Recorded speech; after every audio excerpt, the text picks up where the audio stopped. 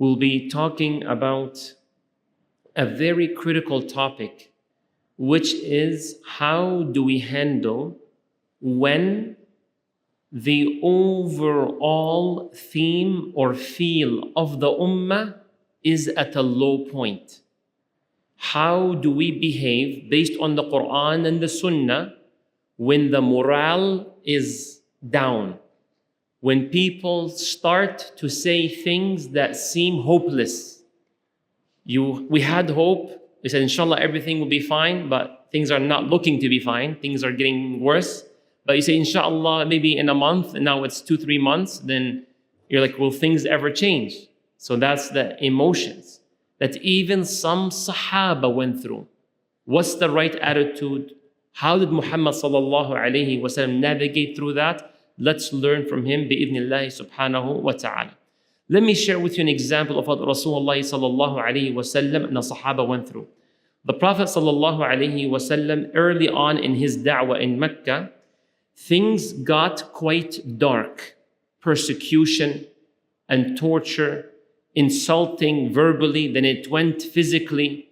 It became so bad that some of the Sahaba radiallahu anhum suffered a suffering that no one ever suffered before in the Ummah. In what sense? Even the elite struggled.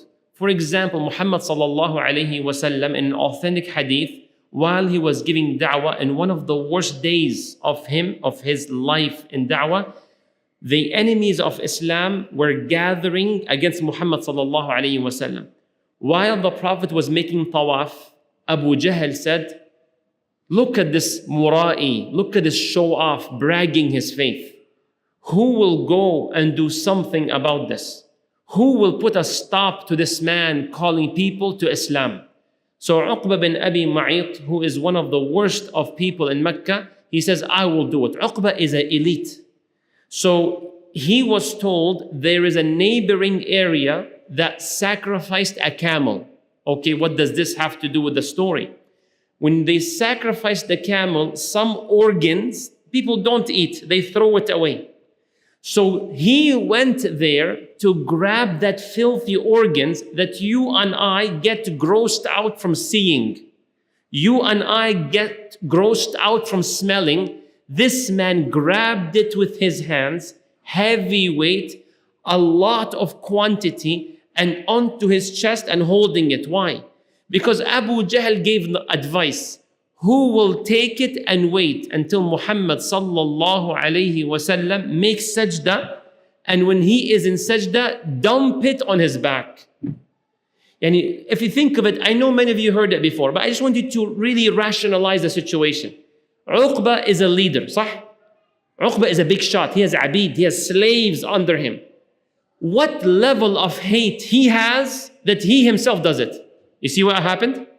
The level of hate. Subhanallah. So he waits and he grabs it and he waits until the Prophet makes what? Sajda. Then he dumps it all on his back. Sallallahu alayhi wasallam. The Prophet for the weight, and I want you to imagine the blood dripping and the smell, and he's stuck in sajda. Now you may ask, how do we know this hadith? Good question. You know how we know? Because there's a Sahabi who narrated it. But what is the Sahabi doing? Go run. Why are you narrating it? Just go clean the back of the Prophet sallallahu alaihi wasallam, right? He says, I couldn't. What do you mean you couldn't? Are you not a man enough? Oh, he is a man.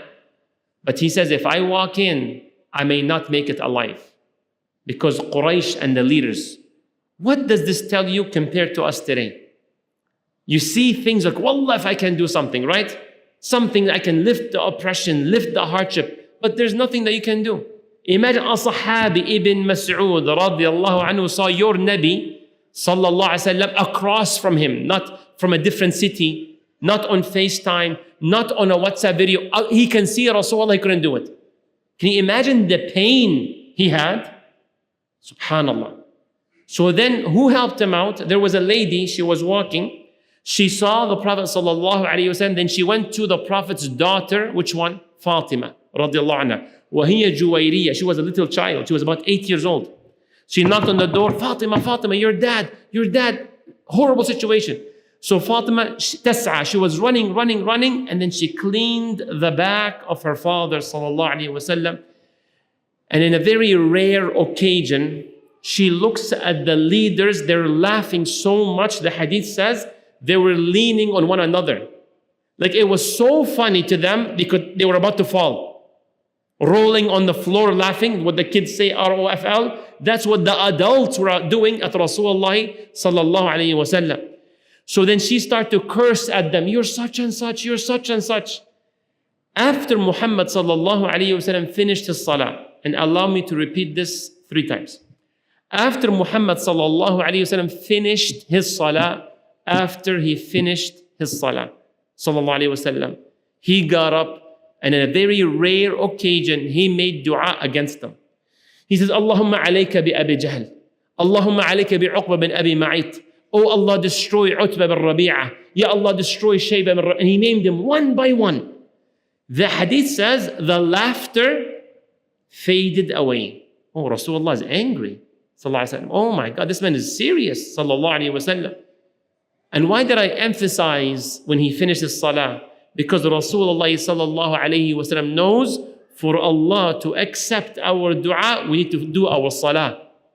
For Allah to help my situation and help the ummah, I gotta do my salah.